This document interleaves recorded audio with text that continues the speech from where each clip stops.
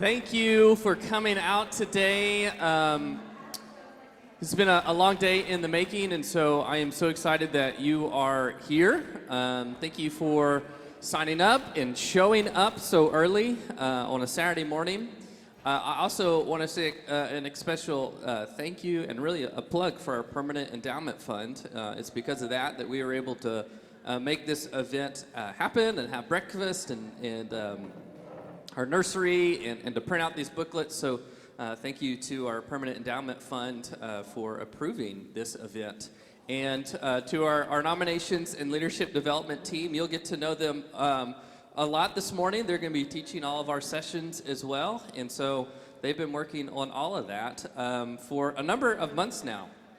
But I want to get started today to kind of tell you what today is about. Why we are here and what we are doing. And I want to start with this idea of the Foundry. The Foundry is an idea that comes from our own Methodist tradition. Some of you may be familiar with it, but I would guess probably many of you have no idea that in 1684, a man named Matthew Bagley started a cannon foundry in London. And for a number of years, it obviously made cannons, it made weapons. Those were sold to a local artillery right next to the foundry, and that supplied a lot of the guns and ammunition for England. In 1716, though, there was a pretty tragic accident that happened there. They had started taking in some guns that they were melting down. And apparently in the molds of the foundry, or at the foundry, there was just some wetness in the mold. And the contact of that molten metal with just a little bit of dampness caused a massive explosion at the foundry. And it ended up killing 17 people. One of those was Matthew himself, the man who built that foundry. And at that point, it was one of the worst explosions in the history of London. One of the most tragic events in London. And so you can imagine that building and that property probably had a pretty bad stigma, right? And it lay dormant for a number of years, over 2 decades. It lay dormant until finally a young whippersnapper named John Wesley comes along. And Wesley is looking for a place for the early Methodist movement to get together. At that point, they had been meeting in what we called bands and classes, and those were often in homes, and they were just small little groups, but they didn't have a place where they could all gather together. And so he comes across this old cannon foundry. I want you to just imagine what it would have been like to say, that's where I want to put my church. You know, imagine any property here. I mean, I would have to guess at least they thought it was haunted. If nothing else, an untouchable property of a tragic accident that you wouldn't go to. But Wesley gets it in 1739. He leases it. He begins to renovate this foundry. And really, it's out of here, what we know as Methodism took off. They began to have a clinic out of here. They ran their small groups out of here. They ran medical care out of there. It became a community center. It was all sorts of things that made the foundry a brand new property. And, you know, this became what I thought would be a beautiful image for us as we talk about leadership, as we talk about development in our church as well. Think about what the foundry could stand for us. Using that image of a place that once had a purpose and once was molding these weapons, an explosion happens, becomes a very tragic event, tragic place. Along comes Wesley, and all of a sudden, it has new life. A foundry has always been a place where things were formed and given shape and then sent out with purpose, for sure. But under the guidance of Wesley and the early Methodist, that had a whole new life than where it began. So the foundry, to me, is a place where, you know, anything that can go from a disaster to new life, where it can go from having created weapons of war to now people of grace and faith. This imagery, I think, can drive us as well. Obviously, it's been a crazy year in our church, and we've had a lot of disaster in some sense, but God is still doing new life. We also have a lot of great that God is doing of creating us into people of grace and faith. And so that's why we are here, because I don't think that story is unlike our own. That we too are in a moment where God is reshaping us, where God is reforming us, where God is going to be sending us out with new purpose once again. And so that's what my hope is, that we can be that kind of church who is shaping leaders.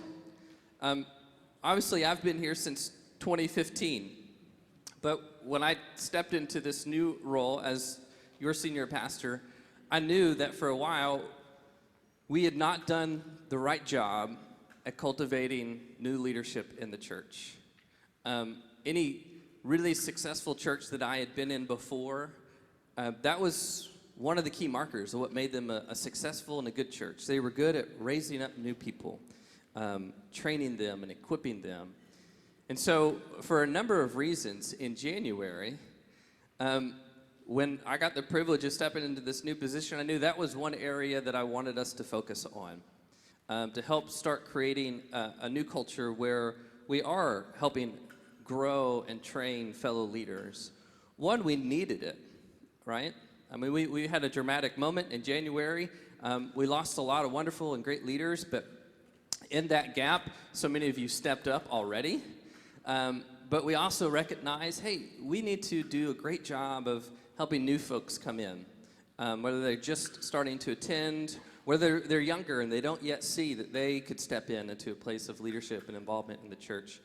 We want to help create that sort of system. And so our nominations and leadership development team, you usually just know them as the nominations team. Some of you have served on that team before, and that crew of people, per our discipline, is charged with nominating people into leadership positions. Our finance team, our SBR team, our trustees team, and some of the other places of key leadership. When I met with them in January, I said, hey, I want to make sure that we're creating a new system. Let's create some next steps that can help folks get more involved. We can identify some new leadership.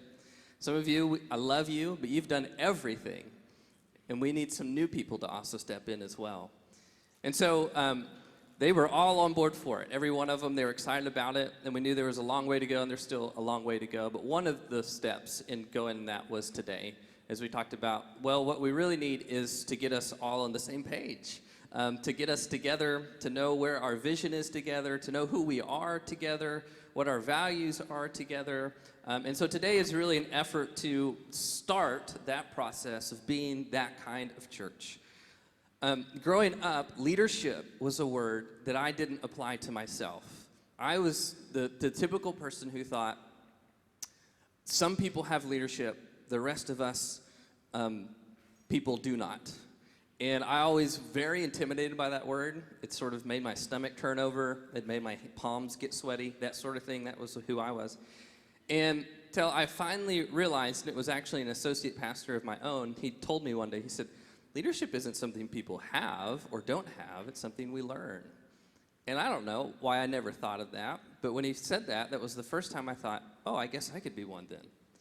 And over the course of my own just personal journey, I've come to realize that leadership is not just the person who stands on a stage or the person who is in charge of a team. Leadership, and some of you know this well, is just any of us really taking ownership in whatever it is that is ours to do or to be.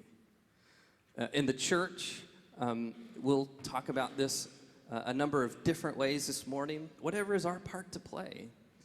Whether that's being in charge of a team or serving in some sort of area in front of the scenes or behind the scenes, it's that personal growth that takes ownership in that, that knows who we are and feels confident that we're living out who God has called us to be. And so when we use that word leader today, You've shown up today probably because at least you're interested in something. If that word, though, intimidates you or you think I'm not a leader, I just want you to know that's what we mean by it today. You finding your part in the church, your place where you belong, so that you feel like you're using your gifts and who you are and who God has made you to be in the life of this church.